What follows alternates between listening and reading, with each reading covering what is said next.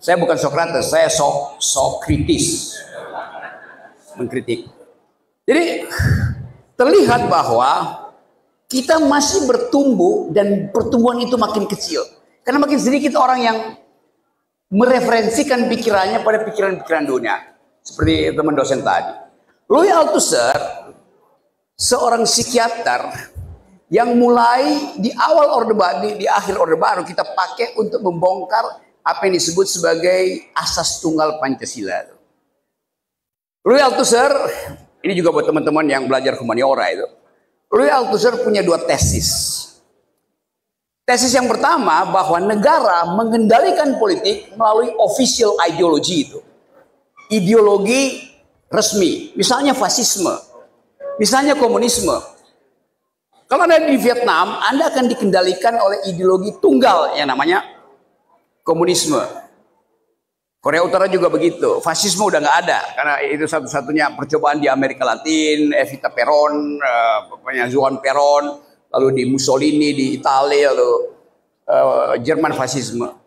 Jadi kritik ideologi dimaksudkan untuk membongkar kekuasaan. Sekaligus ceramah kecil ya. Louis Althusser membedakan antara official ideologi atau dia sebut aparat ideologi negara yang resmi. Tadi saya kasih contoh. Tapi ada juga sifat ideologi yang hegemonik. Nah ini yang lebih berbahaya sebetulnya. Yang kita sebut hegemonik artinya ideologi itu diselundupkan melalui pengendalian partai politik, melalui penyeragaman kurikulum, melalui undang-undang desa yang sama dari Aceh sampai Papua. Itu namanya ideologi yang disembunyikan melalui infrastruktur negara, tak terlihat tetapi membekas. Kampus Merdeka itu juga ideologis. Kampusnya merdeka, dosennya nggak boleh ngomong. Itu yang namanya hegemoni. Bisa bedain ya. Nah kita sekarang ada di dalam kondisi dihegemoni. Oleh apa? Oleh Mulyonoisme. Itu yang terjadi kan? Semua orang mengeluhkan selama 9 tahun ini. Tanpa mau periksa di balik itu ada apa? Di balik itu ada perintah oligarki. Untuk menyusupkan kapital yang merusak lingkungan. Di balik itu ada kekuasaan yang terselubung yaitu feodalisme. Belakangan baru kita tahu bahwa Pak Jokowi memang ingin jadi raja. Dia bilang dia dari rakyat. Dalam 2 tahun terakhir ini, dia selalu pakai baju kerajaan. Semua kerajaan dia pakai. Implisit di situ adalah keinginan untuk memperpanjang ambisinya kan. Itu dasarnya. Jadi betul tadi itu saya senang karena akhirnya dosen juga yang harus menerangkan bahwa kita memerlukan argumen akademis untuk menghentikan feodalisme, menghentikan kapitalisme, menghentikan perusahaan lingkungan dan seterusnya. Kita bongkar itu. Kalau saya kasih kritik lingkungan misalnya, saya bilang Indonesia habis hutannya. Datang Pak Jokowi, Rocky Gerung atau agen-agen Jokowi. Itu Pak Rocky itu salah. Lihat dari atas, tutupan hijau Indonesia makin meluas. Memang Anda dari drone Anda lihat tutupan hijau itu makin meluas, bukan berkurang. Tapi kalau Anda zoom in, itu lapangan golf. Cetak sawah, merusak hutan. Padahal hijau dalam pengertian ekologi ada diversity, keragaman, bukan monokultur. Jadi itu yang kita sebut sebagai tadi bersembunyinya ideologi itu. Dan itu yang saya terangkan tadi bahwa kalau Anda kasih kritik, Anda kasih asumsi Gramscian, Althusserian, Anda pasti di dalam pengadilan Anda dalilkan bahwa saya berpikir secara Althusserian, secara Gramscian. Hakimnya mau bilang apa? Hakimnya nggak pernah belajar. Hakim cuma tahu hukum positif, black letter of law, hukum yang huruf hitamnya itu. Kan semua hakim sekarang hanya berdasarkan perintah undang-undang itu. Jadi kalau saya tanya, Anda belajar hukum nggak? Ya, lu sudah fakultas hukum. Loh, kenapa Anda tidak mengerti hukum? Saya mengerti. Undang-undang bilang begini, Anda cuma mengerti undang-undang, bukan hukum. Undang-undang itu perintah negara. Hukum itu ada kemampuan berpikir tentang keadilan, beda. Nah itu saya kasih kritik bahwa kalau di Dharma Jaya ada fakultas hukum, ajarkan legal philosophy, legal reasoning dari tingkat 1. Nanti kapan-kapan saya kasih kuliah filsafat hukum setiap semester, saya kasih kuliah gratis di sini. Yes, I mean it. Karena kita gagal untuk menghadirkan keadilan. Jadi prinsip-prinsip itu saya kira yang perlu kita perbaiki. Oke ya. Ada yang lain? Cukup? Iya. Mahasiswa Dharma Jaya yang bocor ya? Eko ya? Oke. Silakan Eko. Bu, izin bertanya Bu,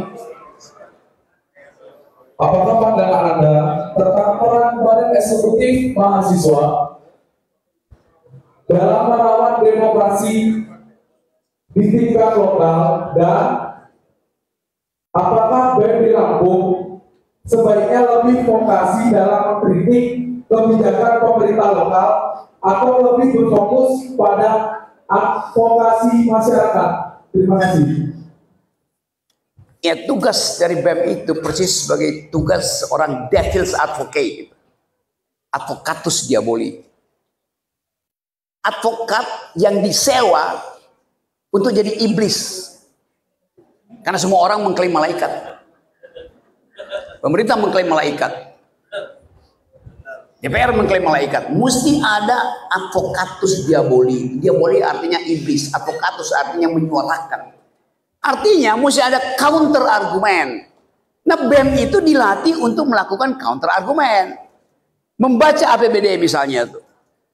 Anda bisa bandingkan BEM misalnya bikin riset. Kok di satu kecamatan stuntingnya tinggi? Kok di satu kecamatan jumlah kematian ibu mortality rate-nya itu atau morbidity rate-nya itu tinggi sekali itu. Karena Anda mesti curiga, ada apa, kenapa dia tinggi? Anda mulai bongkar, itu kabupaten yang membuat APBD partai mana? Mungkin bupatinya punya motor gede BMW itu. Sehingga uang untuk puskesmas, untuk membeli paracetamol, berubah menjadi membeli Pertamax bupati itu. Maka terjadi trade off. Jadi kekacauan kebijakan dimulai oleh perspektif untuk menyelenggarakan kemakmuran di dalam APBD. Itu bukan dokumen ekonomi, APBD itu dokumen politik. Di situ kita bisa lihat bahwa bupatinya berpihak pada perempuan atau berpihak pada keluarganya. Ada satu kasus di mana saya kira di Sumatera ini APBD-nya dipakai untuk membuat jalan mulus. Tapi begitu diperiksa, kok jalan mulusnya cuman 7 km dan berhenti di sebuah rumah. Ternyata si bupati ini atau apa dia? Ya bupati, dia lagi naksir anak yang punya rumah itu. Dia bikin jalan sampai di situ aja.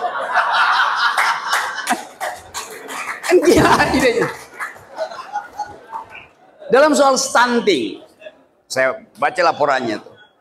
Ada pejabat bupati bilang bahwa uang stunting itu tiba di puskesmas kok, nggak kita main pakai apa-apain tuh untuk mencegah kekurangan nutrisi. Benar, uangnya tiba di puskesmas, tapi begitu diperiksa, uang itu dipakai untuk membuat tembok baru di puskesmas itu.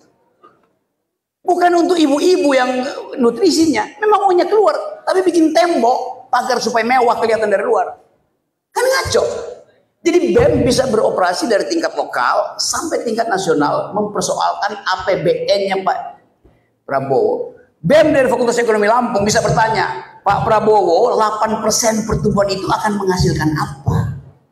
Kan Pak Prabowo janjikan begitu kan? Untuk mengatasi kesulitan ekonomi yang disebabkan oleh Jokowi, maka ekonomi akan ditumbuhkan 8%. Apa di belakang itu?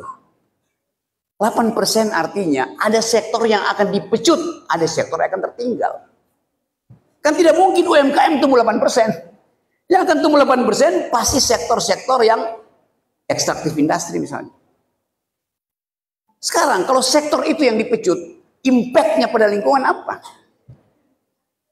Setiap pertumbuhan 1% ekonomi growth ditangkap 400.000 lapangan kerja. 8% artinya 8 kali 4, 3,2 lapangan kerja. Nah yang nganggur hari ini 62 juta orang. Jadi secara rasional ya, tapi mesti diminta keterangannya. Apalagi kalau 8% itu kita hitung berapa ecological footprint, berapa biaya ekologis dari pertumbuhan 8% itu. Ekonomi akan panas. Menumbuhkan 8% itu sama dengan saya beli bajai, lalu saya pakai ngebut di jalan tol, rontok mesinnya tuh. Overheating mesinnya. Tetapi cuma itu mungkin caranya. Gimana kalau nggak dapat utang? Apa yang akan terjadi? Ya pajak dinaikin. Kita bayar pajak lagi. 12% pajak pendapatan, pajak kiri kanan. Kita diperas oleh negara tuh. Dan ini adalah warisan dari pemerintahan sebelumnya. Ya tentu Pak Prabowo akan bilang ya itu penyebabnya ya si Fufufafa Mulyono. Tapi dia nggak mungkin ucapkan itu dalam rangka sopan santun politik. Lain kalau di Eropa sistem parlementer langsung disebut itu pemerintahan sebelumnya tuh. Jadi BEM bisa bicara di situ di level yang paling mikro sampai level polisi nasional. Oke? Ya. Hidup BEM. Hidup BEM. Hidup BEM. Jadi jangan ragu untuk mempertanyakan argumentasinya ya. Diskusi kita semakin menarik karena ini dialog sangat interaktif sekali siang hari ini. Jadi sayang banget kalau udah dilewatkan. Oh, oke. Saya mau ke terima kasih Mbak Kiki. Saya Bung Rocky, saya mau sedikit tanggapin nanya. Saya melihat lepas ini kita begini dan lewat ya. Saya mau Anda menanggapi komentar saya, pendapat saya mengenai buzzer. Karena saya melihat 10 tahun belakangan ini, bahkan dari 2012, karena saya dulu penggemar kotak-kotak, mantan kotak-kotak. Oke. Saya melihat fenomena buzzer dari 2012 sampai sekarang itu telah merusak tatanan demokrasi. Negara kita diatur oleh buzzer. Menurut mewakili bagaimana? Itu saja. Terima kasih. Oke, ini pengakuan seorang mantan buzzer. Dan dia masih memantau juga Mas Riyada. Namanya mantan tapi masih mantau. Justru untuk menghentikan perbasaran. Karena dia melihat hal yang sama. Bahwa IQ kita itu turun gara-gara buzzer dan talk show. Talk show itu yang sering saya ikuti. Itu mendangkalkan akal. Karena hanya mau cari sensasi. Apalagi kalau sensasi terjadi tinju di atas panggung talk show itu. Kita tidak lihat perdebatan yang ada konsepnya. Buzzer itu adalah rombongan yang mengepung lalu membuli. Dan itu yang dipelihara Pak Jokowi sampai hari ini. Masih ada buzzer itu. Buzzer terakhir adalah humas